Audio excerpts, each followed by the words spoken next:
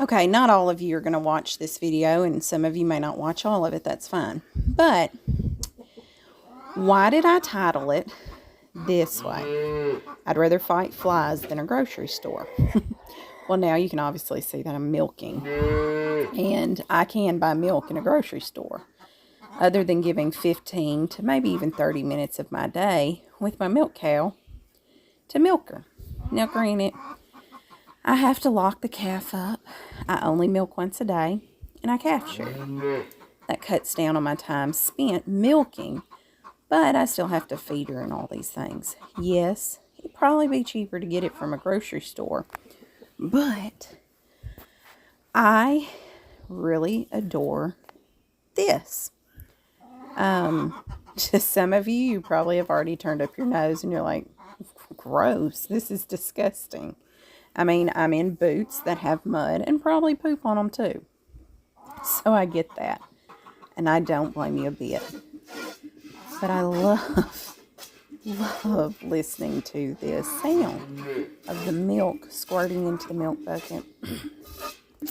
It relaxes me, even though this is not,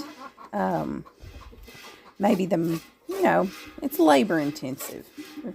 My hands bother me quite a bit. I'm working on that. This go round, since I've been off for 6 months, this go round I'm working up to milking her like I did. And that's why I'm glad to have the calf on her, because after her calf died. And this year I'm also training her to use the milk bucket versus me milking into a cup and pouring it into a bucket. This being her second year, she's a lot calmer. And this is easier on my hands. I've used my hands for my entire career doing hair. But this hard bag and softening and milking it, I don't know. It bothers my hands greatly. And so now you're probably still wondering, why even do it then? I'm telling you, I love this. It doesn't have to be for everybody. But this is definitely something I like. I like the idea of thinking this is how people used to get milk. Obviously, Violet has this one teat. You can see the one at the back. If you look on my boot, I squirted milk on it. It's a crazy teat. It's a challenge for me. It motivates me every day because I have to get up and care for her and tend to her. And I get to make things like cheese with it. I've made feta cheese. I've made ricotta. Here, this lactation, I've only made cheddar and cottage cheese, but getting close to making yogurt again. We just have gone milk crazy being without milk from Violet for 6 months. I would absolutely love doing this almost every day of my life. Even when I'm sick, I have to do this. But with the calf, I can miss days. I just prefer not to if I can help it. I like seeing how much Violet's grown. So I don't know, maybe it's more about the relationship with the cow than it is the milk. But I like the idea of having healthy milk. And I don't really know how healthy the milk is in the store. And being in Monticello, Arkansas, we don't have the healthiest options around until I bought a cow. I don't know. I just don't know. I really like being able to say that the cheeses, the yogurts, the milk, I like being able to say I know right outside where it came from. I will say, since we've moved, it's very stressful not having enough pasture to leave her on all day. If you really want to know the stress of it. So see how my hand bothers me there. I have to give it a break. Stretch it a little. Otherwise it kind of tingles and goes numb on me. But I'm trying not to stress it this time. But the stressor would be maybe that. So obviously. But then not having enough pasture and having to keep her pen clean. It's harder.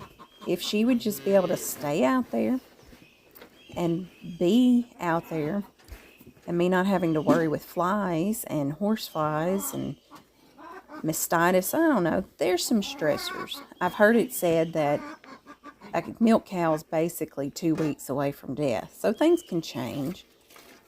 But I like keeping a close eye on her. And obviously I'm with her more than, you know, an average cow. See, there I am, that crazy teat. If I don't squirt it just right, it goes out the bucket. But I'm glad to have her. This is what's right for me. This is relaxing. This is rewarding. It's sometimes spilt milk. But not today. Not in this video. The other day I did have to toss some because her pen got really muddy because of all the rain that we had in about 2 or 3 days. And she kicked probably not just mud up in the bucket. So the chickens like it too. And, you know, all around. I water our plants with her milk bucket. Her milk diluted in water. Sometimes I don't waste any of this. So my hard work does not go away just because I had, or she has a bad day. It goes into a lot of things. But I tell you, one of the funniest things I hear from people about having a milk cow would be this. Aren't you glad, and it's cold weather, like the ice storm we had, or when it was 5 degrees, aren't you glad you don't have to milk right now? And I get the idea that you may not want to be outside for about 15 to 30 minutes milking your cow. And so I heard that a lot here during this winter because we had a lot colder days than we normally do. And she was dry. I don't know if I was just being such a Debbie Downer that people thought, let's do something to encourage her. Maybe I looked like I was just sour because I was having to wait on my milk cow to have her baby so we could be back in milk. Because we dried her off because we got struck by lightning. And so it ended up being 6 months of no milk. And maybe they were just trying to encourage me. I have no clue. But I want to explain why I like the winter months better. Have you seen how many times I've had to move this bucket and how many times I've been hit in the face with the tail? Sorry, got tongue-tied. Say that 10 times fast. You can't see my face, obviously, but you see that tail, and it's got me multiple times. And I don't really mind so much having to go outside in the cold weather. One, it motivates you to get outside in a time you may not, to do things that are satisfying and rewarding and beneficial. But also, a cow puts off warmth, so I'm really close to her. And I can even change my position and be right up on her. But with the flies and stuff, I don't need to be because I need to watch my milk bucket. And I need to lay my head up against her legs so that I do not end up losing my milk on the ground. So the winter months, milking her is not that dramatic of a thing. Doesn't bother me that much at all. I'd prefer that instead of horse flies. Because them suckers hurt. I got bit in my bra one day. One fell down my shirt when I slapped it off my face. And it ended up biting me, you know. So there's some really interesting stories. It does teach patience, which I'm not a patient person. So, I don't know. Maybe that's why I keep having to milk in the summer and I don't get these winter babies like I'd prefer. Maybe it's trying to teach me patience. I can think of worse ways to learn patience. And, you know, like I say, she'll keep me warm. It's not that big of a deal. But also, warm milk going into a cold environment is a lot better than warm milk going into a warm environment that's hot and muggy. So your milk would stay fresher longer because it's kind of cooling it in the winter months.